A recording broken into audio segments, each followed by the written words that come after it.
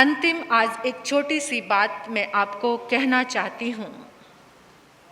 अभी हमने 2 दिन पहले दिशाओं के बारे में कुछ ज्ञान थोड़ा सा प्राप्त किया था। ईशान कोण क्या है, पूर्व दिशा क्या है और उत्तर, पश्चिम, दक्षिण दिशा। तो आज हम थोड़ा सा साइंटिफिक वे से, सब लोग ये कहते हैं कि उत्तर दिशा में सिर करके नहीं सोना, या हम सब ये कहते हैं कि दक्षिण दिशा में पाँव नहीं करने। क्यों नहीं करने? क्यों नहीं करने पता है आपको? सोते समय किस दिशा में सिर करके, क्या आप सब लोग जागरूक हैं इस बारे में? सोने के मामले में आप जागरूक हैं? कौन कौन जागरूक हैं या नहीं? किधर भी सिर करके सोते हो? किधर भी सिर करके सोते हो? आज सुनकर जाना एक साइंटिफिक वे से एक बहुत बड़ा विज्ञान। मैंने सुना, मुझे बहुत अच्छा लगा, पढ़ा, कुछ जाना, तो मेरा मन किया कि आप सबको भी वो बात मैं बता दूं। हमें किस दिशा में सिर करके सोना चाहिए?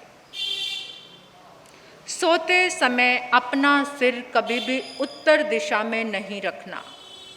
उत्तर दिशा में, क्योंकि पाँव किधर आ गए, लेकिन मैं उत्तर दिशा में क्यों नहीं रखना चाहिए? पाँव दक्षिण में नहीं जाने चाहिए। अभी तक तो आपको पता होगा कि कोई देवी देवता वहाँ नाराज हो जाएंगे, दक्षिण दिशा ऐसी है, ऐसा ही पता होगा, या कुछ कोई और लॉजिक पता है आपको?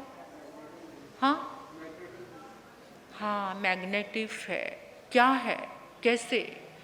जो आपको सभी को ये पता होगा कि इस पृथ्वी में एक उत्तरी ध्रुव है और एक, जिस समय आपने बचपन में भूगोल पढ़ा होगा, ज्योग्राफी, तो उसमें हम सबको ये पढ़ाया गया था कि 2 ध्रुव हैं, एक उत्तरी ध्रुव और एक दक्षिणी ध्रुव।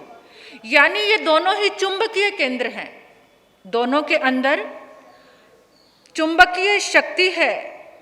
लेकिन एक बात पता नहीं आप जानते हैं या नहीं, कि इस धरती पर जितने भी महाद्वीप हैं, पूरे महाद्वीप धीरे धीरे सरक रहे हैं, खिसक रहे हैं। पता है आपको? धीरे धीरे ये जो महाद्वीप हैं ये खिसक रहे हैं और चल रहे हैं। भूविज्ञान कहता है, ये जो धरती का विज्ञान है ये कहता है कि सारे भूखंड खिसक कर हिमालय की ओर जा रहे हैं। हिमालय की जो पर्वत श्रेणियां हैं वो और ऊंची होती जा रही हैं। कैसे? क्योंकि ये सारे महाद्वीप उससे टकरा रहे हैं, और जब कोई चीज़ किसी से टकराती है तो दूसरी चीज़, जैसे गाड़ियां एकदम तेजी से आपस में टकराएं तो क्या हो जाएगा? एक के ऊपर वो चढ़ जाएंगी।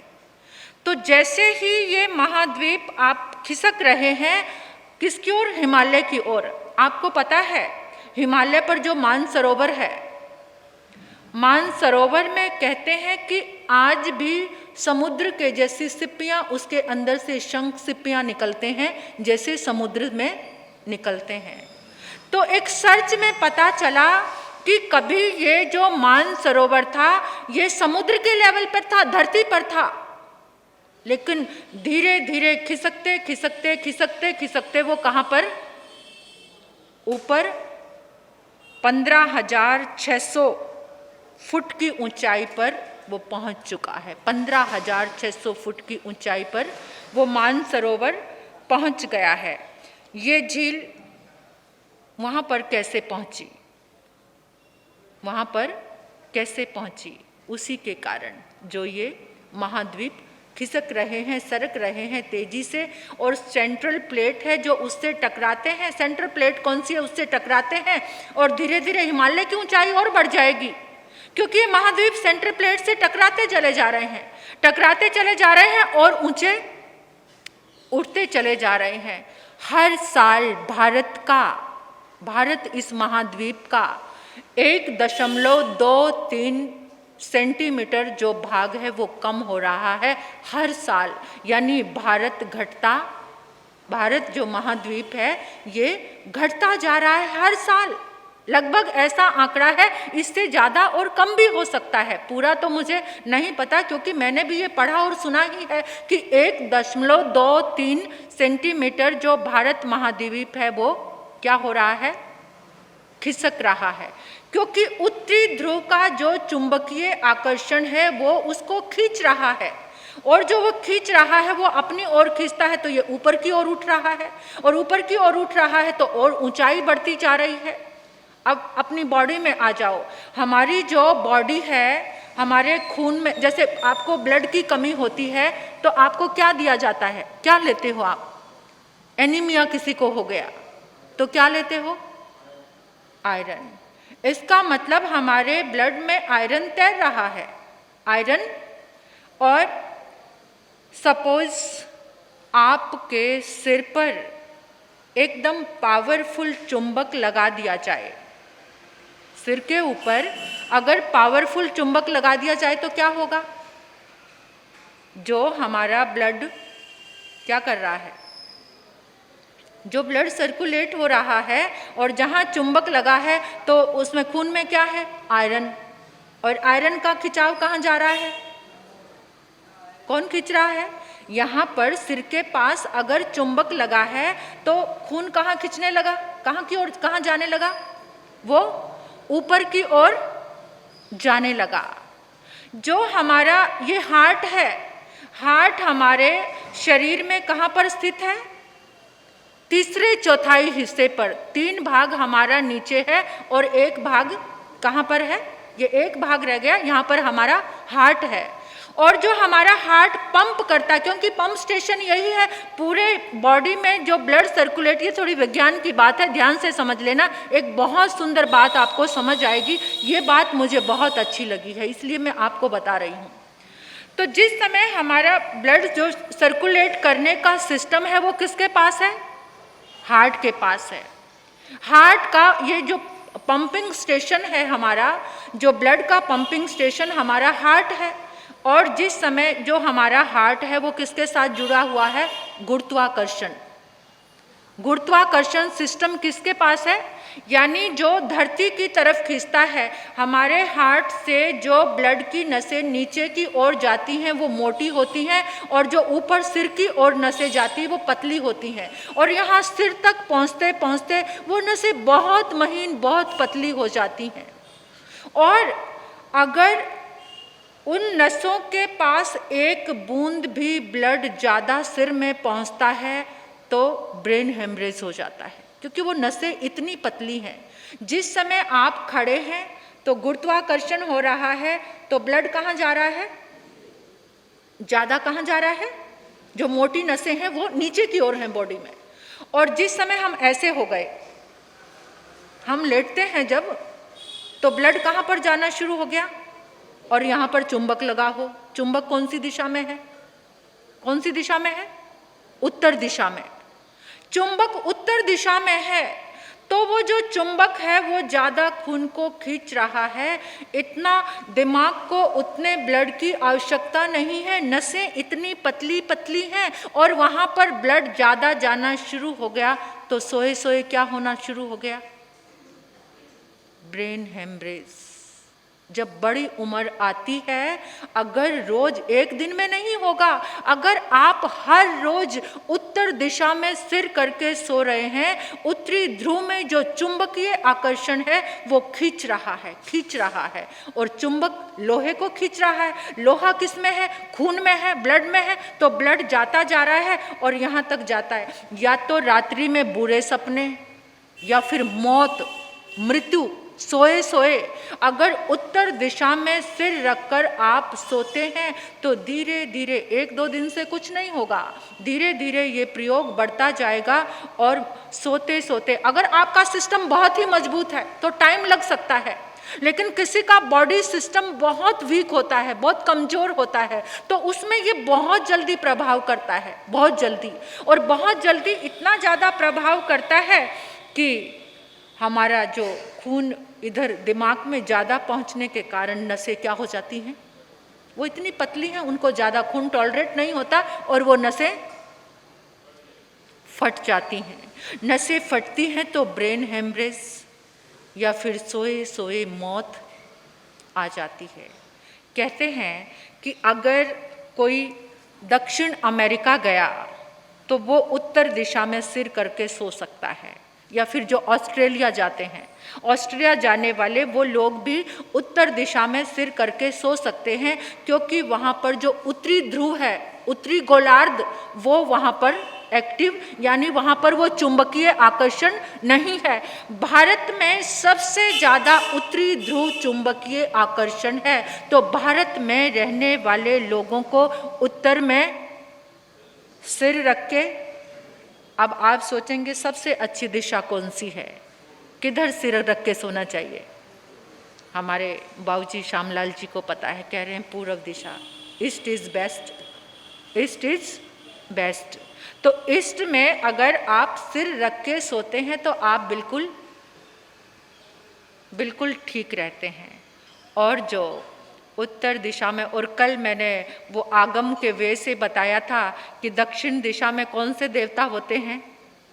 अगर कुछ धर्म श्रद्धा के रूप में आए तो ऐसा भी है कि वो जो यम है उनको बर्दाश्त नहीं होता कि हमारी तरफ पाँव करके कोई, तो वो वैसे उठा पटकी कर देते हैं। लेकिन साइंस की दृष्टि से ये बात बड़े अच्छे से समझ आई कि सिर के ऊपर अगर चुंबक लग जाए तो वो सारे खून को ऊपर की ओर खींचना, सबको समझ आई ये बात। तो कौन सी दिशा में सोओगे अब? हाँ, पूर्व दिशा में सिर रखकर सोने से आप स्वस्थ रह सकते हैं। ये छोटी छोटी चीज़ों के लिए हम जब बचपन में छोटे हुआ करते थे, हालांकि माता पिता, मतलब माता जी तो बिल्कुल पढ़े हुए नहीं थे, लेकिन उनको ये पता था कि दक्षिण में पाँव रखकर छोटी छोटी चीज़ें, दिल्ली में बैठकर खाना नहीं, किसी चीज़ पर बैठकर टांगे नहीं हिलाना, मतलब छोटी छोटी चीज़ें माता पिता कैसे समझाते हैं। सुबह उठते ही भगवान का नाम लो, शाम जैसे होती है गोधूली वेला, अभी दो मिनट हाथ जोड़कर बैठो, भगवान का नाम लो। तो माता पिता, दादा दादी, जो बड़े बुजुर्ग होते हैं, बड़े बुजुर्गों ने ये समझाया।